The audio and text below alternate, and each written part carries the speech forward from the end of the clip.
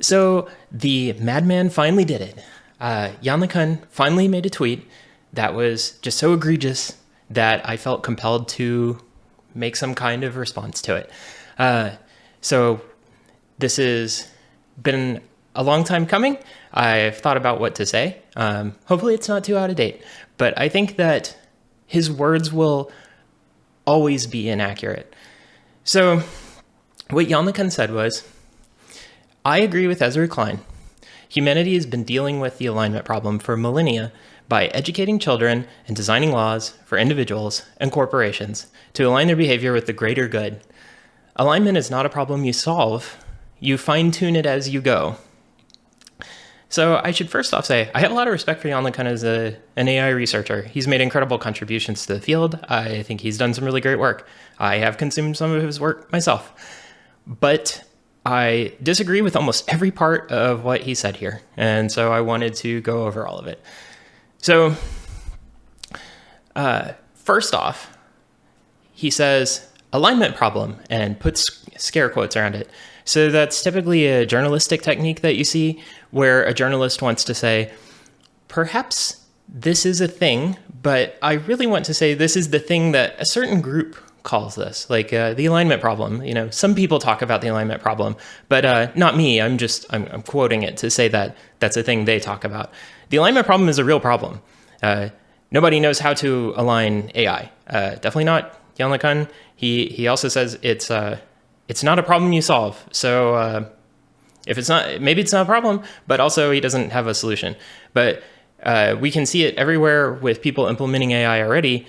They have quite an epic battle to get it to do what they want, even when what they want is just to optimize on a particular loss function or to optimize for a single number. So it's a real problem. He says we've been dealing with these things for millennia. So certainly we've been educating children for millennia.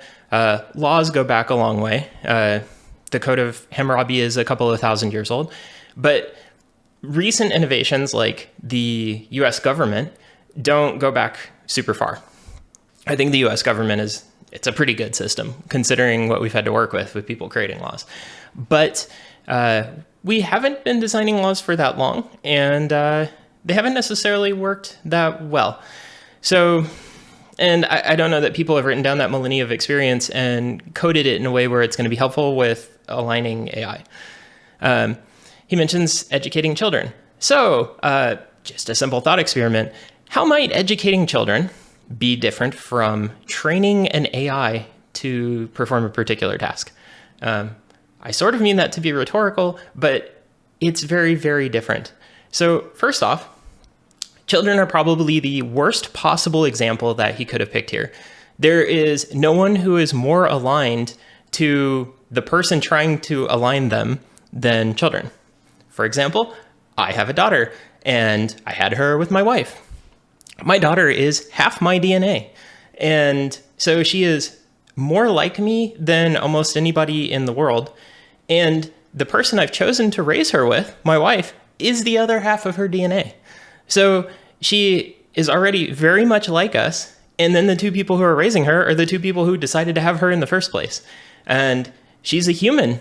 That really helps. It's much harder for us to train our dog than to align her.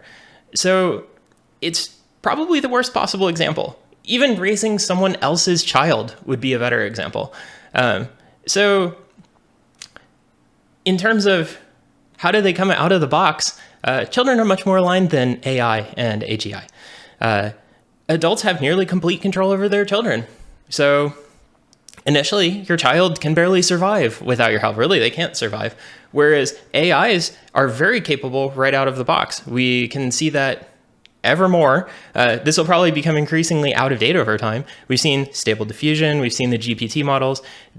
Stable Diffusion can generate images out of the box. And it can generate pornographic images. And if you don't want it to, you have to do something. Most babies who are 1 month old probably can't generate pornographic images right out of the box. GPT can generate racist text that embarrasses its creators. My daughter could definitely not do that when she was 1 month old. You know, maybe later. So we're seeing AI and in the future, AGI, that's going to be very capable the second you turn it on. there's a lot of time to align your children. Your children do not become very capable very quickly. And that era where you have total control over them lasts for many years. I don't think it's reasonable to expect that we build an AI, or especially capable AGI, and it gives us 10 years to poke at it and think about what to do. That seems very unlikely. So on top of all of this, the child example being really bad, we try to align our children all the time, and sometimes we still fail at that. Sometimes it still doesn't work. So we have names for this. Patricide and matricide come to mind. Most adults probably try to align their children along the lines of, don't kill me later, and yet we have words for them. That's what happens when children kill their parents. And it happens from time to time.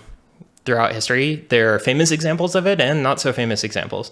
And if you say 1 in a billion, 1 in a million children end up killing one of their parents, that's actually still really bad for humanity. If you multiply a 1 in a billion chance of an AGI patriciding or matriciding all of humanity, that's not very good odds. You have several billion people, 1 in a billion chance. That means on average, you're killing somebody. So I feel like that math looks bad, however you want to multiply it. Maybe someone would argue it's sort of a Pascal's wager, but just saying, oh, we'll align AGI like children, that never turns out badly. It seems like kind of a ridiculous example to me. So on top of that, say your child doesn't kill you. Well, every bad person ever was raised by somebody. Every bad person.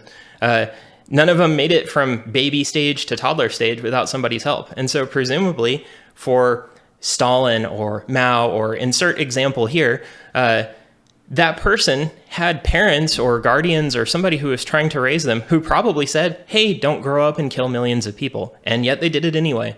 And so despite our millennia of trying, even aligning the closest possible thing to us still fails. So that's pretending like we could align AGI that way. I don't think that we can. But even then, even in that best possible case, it still fails way too much. So that would be completely unacceptable. So then Yann talks about designing laws. Okay, when has that ever gone wrong? When have we ever had a problem with a bad law? A law that we later regret, like prohibition or slavery. Have any of those laws ever turned out to be something that we didn't like later? On top of that, you can't just create a law and then have an AGI follow it. Who enforces that? Laws work among peers, humans who are roughly capable. Generally, they require the state to centralize all of its force and then use that against people who violate the laws. If you have a very capable AGI who's doing stuff that you can't contest, how do you arrest it? What do you do there? So I don't think that's a particularly good example. On top of that, we don't exactly write our laws in Python. They're not very objective. They have to be interpreted. How do you communicate that to an AI and get it to follow it? More research needed. Then he says, okay, alignment's not a problem you solve. Okay, let's grant that. You fine tune it as you go. Okay, so that presumes that we have some AGI who's very slowly gaining power at a rate that allows us to reach into its brain and fine tune it. You know, just it's making sure to not gain capability too fast so that we can handle that. But a closer example or a closer analogy to what that would be like isn't the aligning a child example you gave earlier. It'd be like trying to align an adult. So you have an adult who comes capable out of the box, and they're trying to gain capability or do things that you don't like. A good example of that would be, say you were watching Trump or Obama's rise to power, just to pick two examples. And you said, I don't like what they're doing. I don't like the way that they've talked about things in the past, and I don't like the policy direction that they seem to have been choosing. Arguably, lots and lots of people, thousands of people, wanted to align Trump and Obama more as they were gaining power and headed toward the presidency. And they worked as hard as they could to try and align them. And I'm betting between just those two presidents, there's probably something that they did that you yourself are not very happy with. So they still weren't really that strongly aligned towards just general humanity's interests, as you would judge. So that's really more like what it would look like, except an AGI could probably gain power a lot faster than Obama or Trump. So fine tuning, probably not going to work. And I feel like really when someone says something like that, we're going to solve this later. Really, they're saying, I'm going to solve it never. I'm going to wait until some kind of problem occurs where it's so egregious that something has to be done, and probably I won't be the one to do it. So it's a good way of pushing it off into the indefinite future. But I feel like I see this pattern with people who are in AI research. They work at companies or own companies or stand to gain a lot of money if AI and especially AGI becomes more powerful. I wouldn't exactly say that they're in like the big pocket or the pocket of big AGI, but if we say that there's a scale, I think there's no risk at all. And I think there's certain doom. People are somewhere along that. When they stand to gain a lot of money, they seem to be shifted more towards I believe the risk is lower into the spectrum. Most recently, we saw a little bit of that with Jeffrey Hinton leaving Google. He was not saying much publicly about what he truly felt the risk was until he left. He had his reasons, but that's an example. Yann LeCun still works for Meta. Maybe he secretly thinks that there's more risk than there is, but while he's working at Meta, he writes tweets like this, tweets that I disagree with very strongly. So, I still have a lot of respect for him. I don't think he's necessarily like corrupt, but he does seem to be underestimating the risk vastly and overestimating how easy it's going to be to align AGI. So if you disagree with me, please prove me wrong. Feel free to leave something in the comments, contact me another way. I would love to be proven wrong on this, but I really do think that the risk is severe and dire, and I really don't like seeing it understated like this. So please prove me wrong. Thanks for your time.